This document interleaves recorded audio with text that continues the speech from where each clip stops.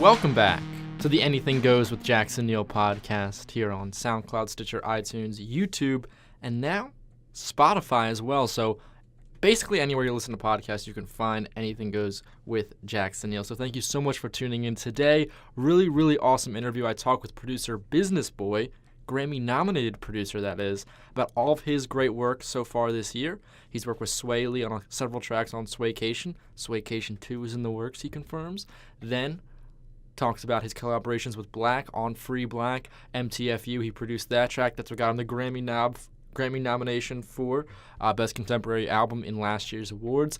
Recently, this year, he produced 2 songs, including Loaded Gun off of East Atlanta Love Letter by Black, and he's also been working with a ton of other artists. He's been keeping really busy. He's a really cool producer, so really glad to have had him on the show. Quick word from our sponsor, though. This is sponsored by Believe the Hype, selling the latest sneakers. They get the biggest drops and sell them straight back to you guys. Follow them on Instagram and Twitter at Believe Hype Shop to find out more info and what pairs they're selling there.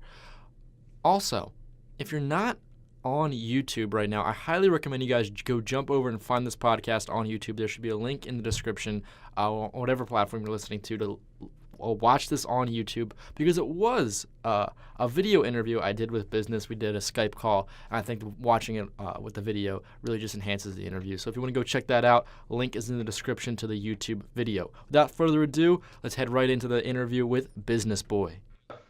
All right, so I just kind of want to start with 2018. It's been such a big year for you. Can you take me a little bit through like the highlights of this year? The highlights of 2018 would be Swae Lee for sure. I had 4 on Swaecation, so I was like the main sound of the album. It was like 9 songs on there. Another highlight probably would be being on Elton John's album with Mary J. Blige. So that caught me, out of everything, that probably caught me by surprise the most, because you know he's a legend already. He's been in the game for decades. And Black's album was a big highlight. Just the reception it got from people and the feedback. So people's really rocking with Black right now. So that was a highlight.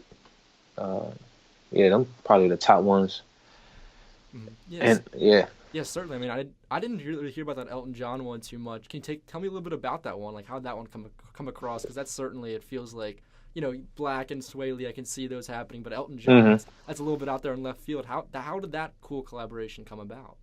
Well, my homie Eddie, he's Mary J. Blige's A&R. So they had one record at first, and it was dope because I heard it. It was dope, but it wasn't what Elton John was looking for. Because, you know, when it comes to Elton John, you're probably thinking piano, strings, like subtle. And basically he wanted like the sound that's like right now, like hard drums and hi-hats. So I found out about it and they sent me the acapella, and me and Theory, we built the beat from scratch, just around it, like built the beat.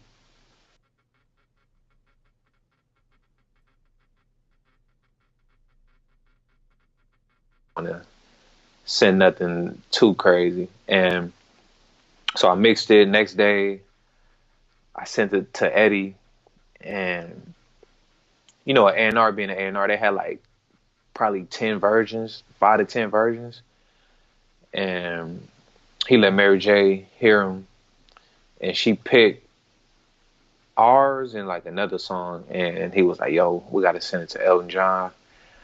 And the next day he texted me like, yo, he picked y'all record. And yeah, it was just crazy. I'm like, yo, I'm really a part of this Elton John album. So yeah, it was a major blessing.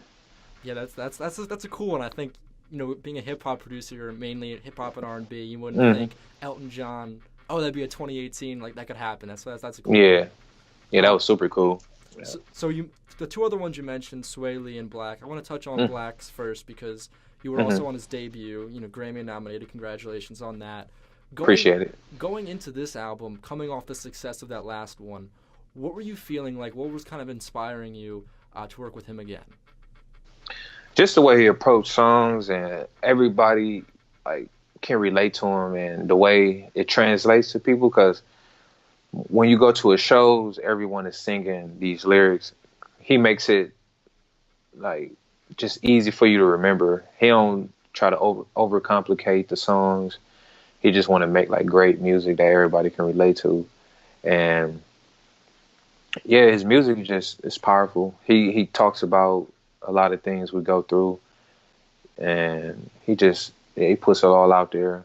And when I work with him, it's funny because like we'd be in the studio, but once he picked the beats, like everyone got to leave the room. Like even the engineer sometimes, my homie JT, and he just be in there writing and recording, and then once the song's done, that's when JT go back in and get everything organized, mixes it. So yeah, working with him is super dope. We did the first song was MTFU, and we did that. That was crazy how that happened, because we was heading to the beach, me, Theory, and his homegirl. So we heading to the beach, and I hear Problems, his like first single, like one of his biggest singles, and I'm like, yo, who's this cat? And so I think I Shazammed it or something like that, or she told me. And from that day, like I put out into the universe, like, yo, I want to work with this guy. And then I think like 2 weeks later, my homie Los Hendricks, he works close with Brent Faiyaz, and he played guitar. So he had a session with Black, and he's playing them like most of our collabs. And Black follows me.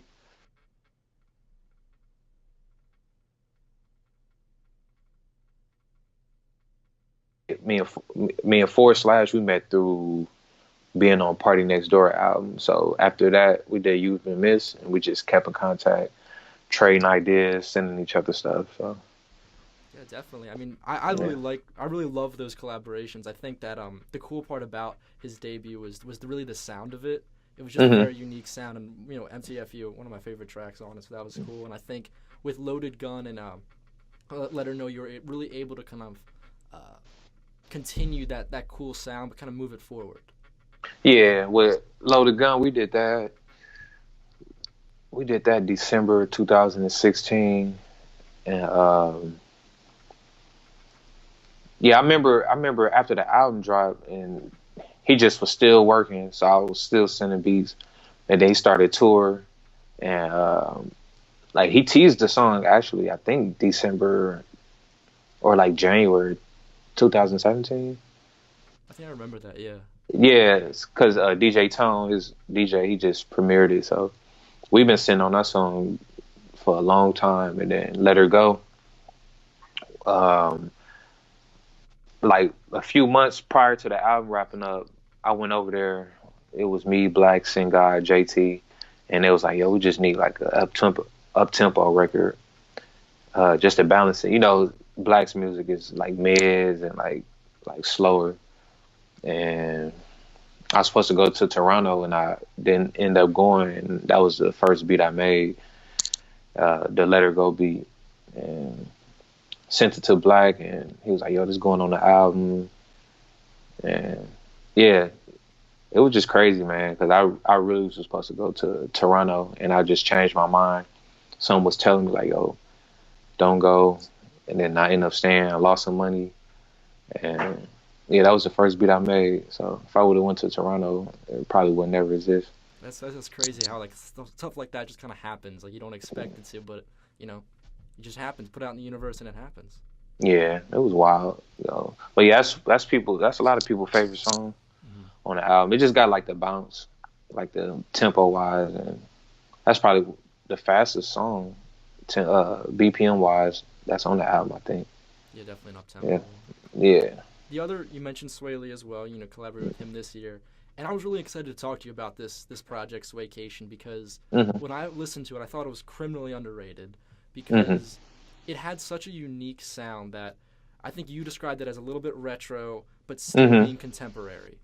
I just want to know, because being the producer of 4 of the 9 tracks, you had a lot to say over sonically, how did it sound? What were you thinking like going into this album? What was your inspiration for producing these tracks for Swae? Well, basically, me and the homies, we already was making like 80s type of beats, retro, and like I started sending him stuff.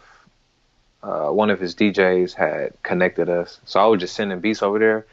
And one day, like I wasn't hearing anything, and I think I followed him and I DM'd him like, "Yo, I got some more beats. Let's work." And then he hit me back like, "Yo, you already got 2 on my album." And he gave me the name, so I'm like, I'm trying to think. I'm like, "Yo, which beats are they?" Because I was sending him like retro beats, R&B, trap beats, and so he was gravitating towards those.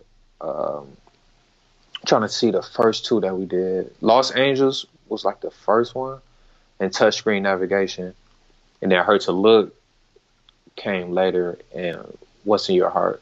So once I found out that that he wanted like that sound, and I just kept sending him those type of beats, and yeah, we just went from there, just like that retro, because he just the way he got his braids and like his melodies, he's like a real rock star. So I'll try to bring some of them elements from the 80s back into now, make it modern, and just get him on this rock star stuff, you know, like big records. Even though we're working on Swaycation 2 right now too, so we just elevating the sound right now. But people, it was underrated. But like I feel like in a year or two, people look back at it like, yo, they were ahead of their time, you know, with the sound. So Yeah, definitely. That's a project that I keep coming back to. I feel like as 2018 is going on, is like listening to those tracks, because when it first came out, you know, Shrimp 3 was so with Slim Jimmy's album, their duo album. There was so much just new music. I think it was 27 tracks in that one kind of body of work. So I think it's an album, like you said, will age well, and we'll go on, and people will say, wait a second, this kind of predicted some of the future sounds of R&B, and it was very forward thinking in its approach. Yeah. We knew though. We knew some people was gonna love it because it was like fresh, and we knew some people it might not translate to them right now, but like later on, like at 808s and Heartbreaks, like when that first came out, like certain people was like, "Yo, I love it. I love this new approach," and then some people was like, "Nah." But like now, years later, we like, "Yo, this was crazy." Like he was using some crazy sounds, crazy drums. Exactly. Yeah, so yeah, we just try to make the best music possible, but knowing like some stuff probably won't translate, but still, as long as it's good music, and that's what we pride ourselves on. Exactly. Mm-hmm. Another thing I want to touch on. I've read a lot of interviews about you. I've heard kind of your mindset, and one thing I've thought is so cool is as a producer, you've done a very good job of making tracks for great songwriters, whether it is Black, whether it is Swae Lee. And you say how sometimes simple is better. Can you just explain that mindset a little bit to me when it comes to making beats for those kind of guys?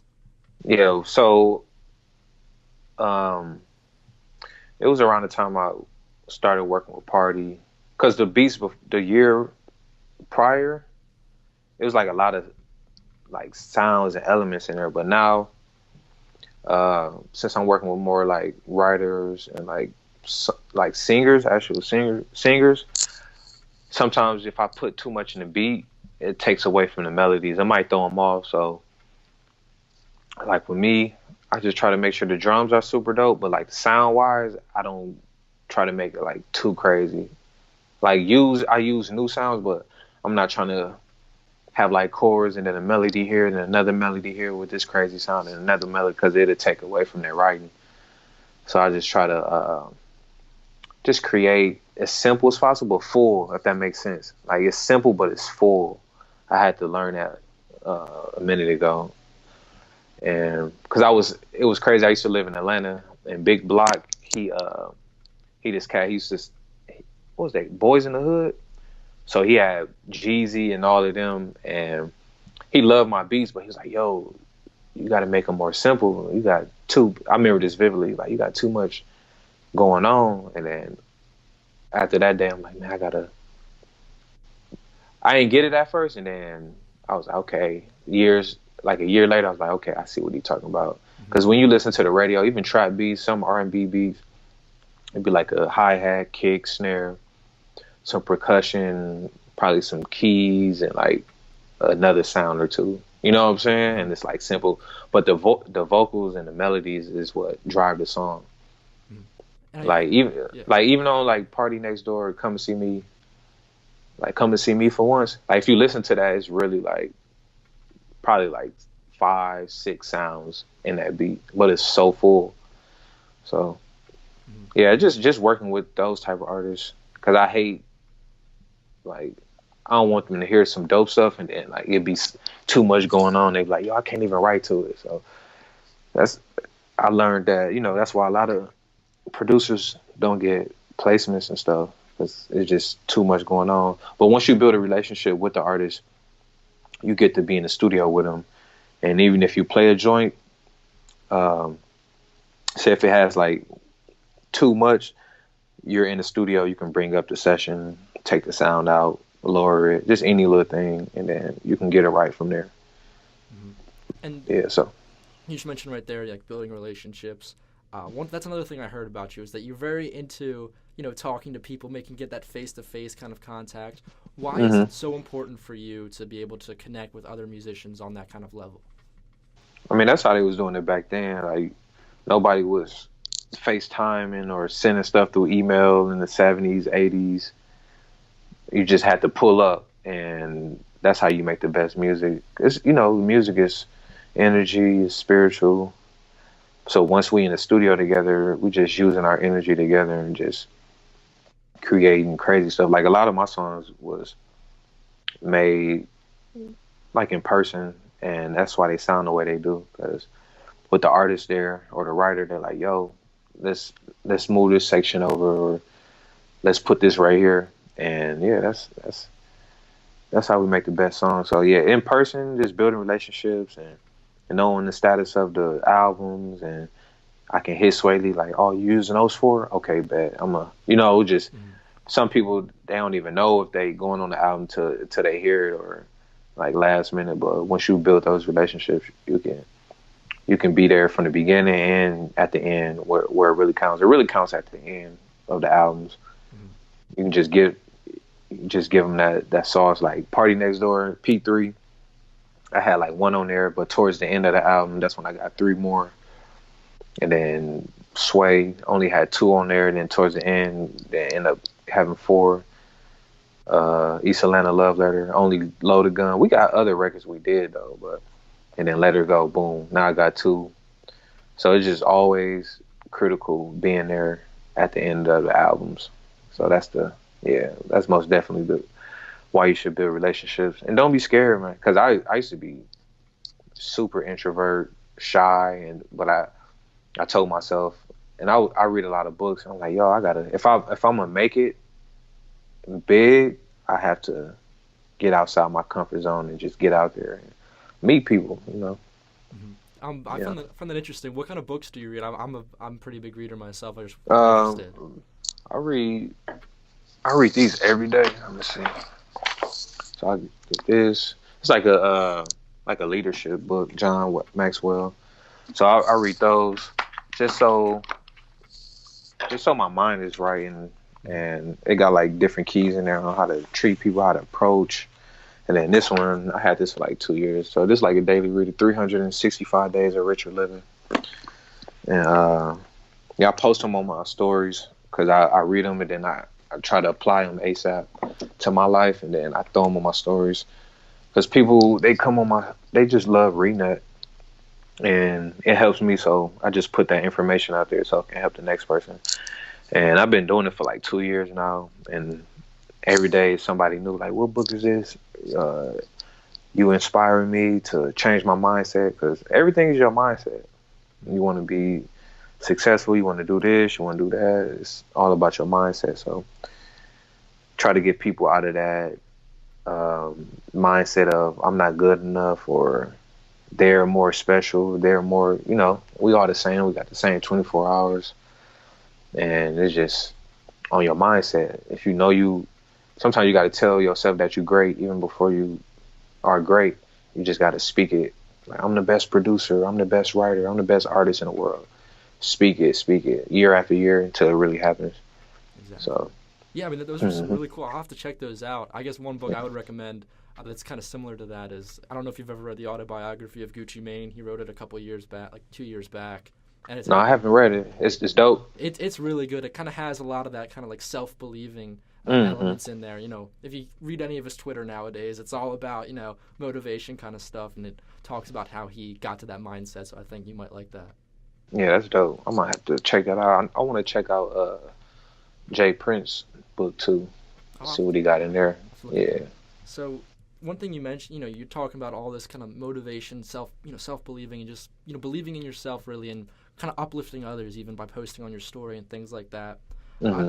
I heard that a lot of times when you're working maybe with an artist like Swae Lee or with an artist like Black or Party Next Door, is that you try to get some people you're close with as well to work with them too, to kind of build these relationships for other people as well, and just kind of being like a facilitator. Mm-hmm. So yeah, I pride myself on that.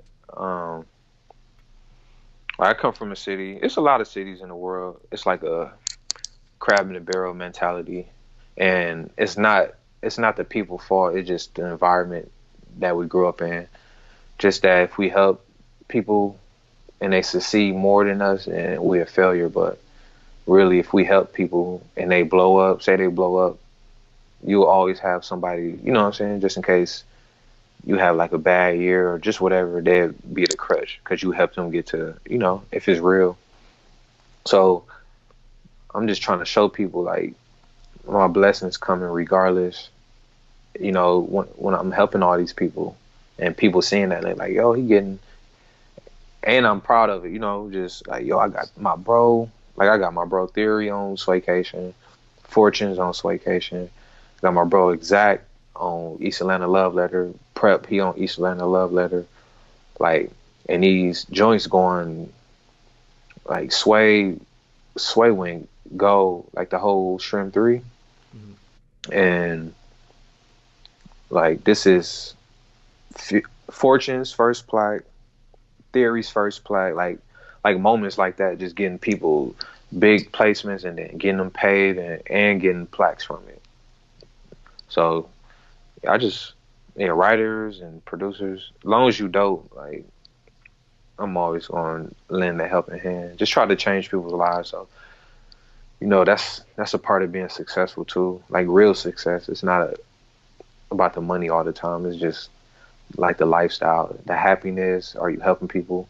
Helping people makes me happier inside, more peace to my life, and knowing that I'm out here just doing God's work. I'm not perfect, but just out here trying to help as much as I can, help change people's lives, their mindset, how they do things, how they talk to people, and just stuff like that. So, yeah, I create those lines, and I still, like right now we're working on Swaycation. I'll be hitting the homies like, yo, I need this, or I started this idea, finish it for me, just stuff like that. And I'm sending it straight to the artist.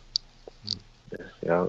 I mean, I read something when you were talking about like your 1, your 3, and your 5-year plan, and in like your longer term plan, you had mentioned how you wanted to reach this kind of music mogul status. You mentioned some the biggest names in the music industry right now, and how they were able to kind of transcend, like you said, maybe not just monetarily, but help other people reach that level. Somebody like a Jay-Z, who you hear, how many other millionaires he made in addition to himself. And I think that all kind of, your mindset right now all kind of plays into that long-term goal. Yeah, it's a marathon, most definitely. And I always, Jay-Z, one of my favorite rappers ever, so I always listen to his music, and like since the beginning, he always gave us like gems. And then you see like Diddy, you see Dre, and they all had artists, they all had producers, all invested, and people invested in like just plenty stuff. So just looking at those, and I know what I want, and I know like here one day, going the next, but like 20 years from now, we got all these artists and producers, and then the people that's under them. So it's like a tree. It's like a tree, and it's just growing. I'm helping these people grow, and then they're gonna help the next generation grow. Then they're gonna help the next generation. So that's where I'm at. So I got my first artist, Symphony. She's doing good, and I got people around me that I work close with: Charlie Stardom, Daniel Church, and a lot of producer homies. So we just building right now. Hmm. Yeah, trying to get them to that level, and then after that, and then we just at the top, and then we just looking for new talent, new ideas that'll help us keep going and help the next generation. So. Yeah, exactly. I mean, yeah, you seem to have that all kind of in your mindset and going Hmm. forward. So now you mentioned you're working on this next project with Swae Lee a little bit. Yeah. What are some of your goals, I guess, for 2019 now that 2018 is wrapping up? A banner year for you. What are you trying to do to make sure 2019 is even better? Really, just keep the same work ethic because I already got stuff lined up for next year, and I'm always just trying to be ahead of the curve. So my 2019 is just a number one albums, number one singles, um, making sure my artist Symphony becomes a household name, more plaques, uh, a Grammy win, not just a nomination, and just helping more people. So next year, just at the end of 2019, just look back and like, oh, okay, I made that person in a get in a bigger light, or trying to make stars around me.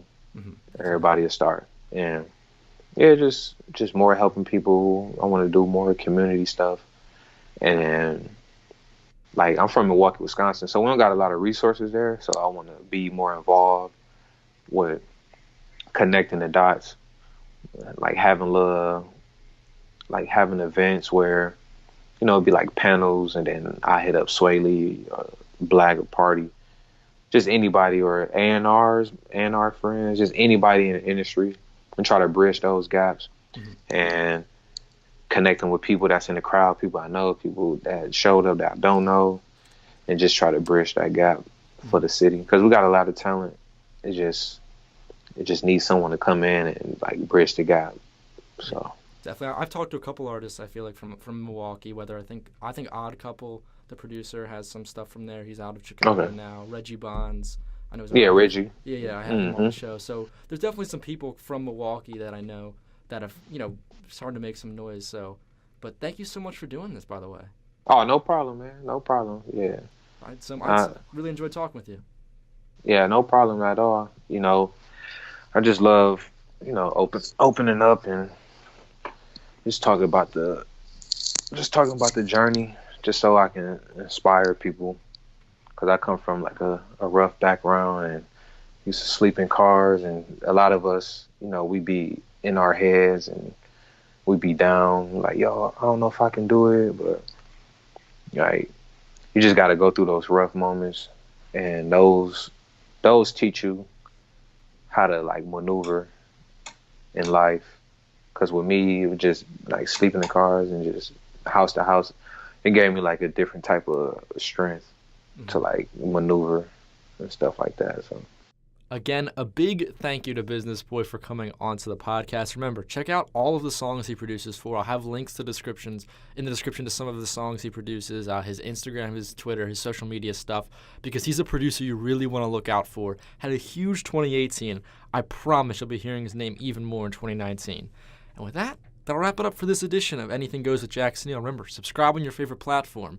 Can't even list them all anymore, but also know that it's also on Spotify podcasts right now. So if you like to listen to music there, you can check out the podcast there as well. Although on YouTube, I'm having some more video interviews come out, so it might be better to check out over on the YouTube site as well to get that video aspect of the podcast. In the same feed as this, I publish the Jackson Neill Sports and Music podcasts, where I interview writers about sports and music in those separate podcasts. So stay tuned to the feed throughout the week to get updates from those as well. I think as of right now, I'm going to be going on holiday break for those podcasts. I'll have a couple more Anything Goes to release before the whole holiday, Christmas season and all that. But definitely in 2019, there's going to be a lot of great stuff going on. So make sure to check out those podcasts as well. Also had some great past interviews that you guys might want to check out on there as well. Follow me on Twitter and Instagram at JacksonNeill20. Links in the description to that as well. And with that, thank you so much for listening. And I'll see you all next time.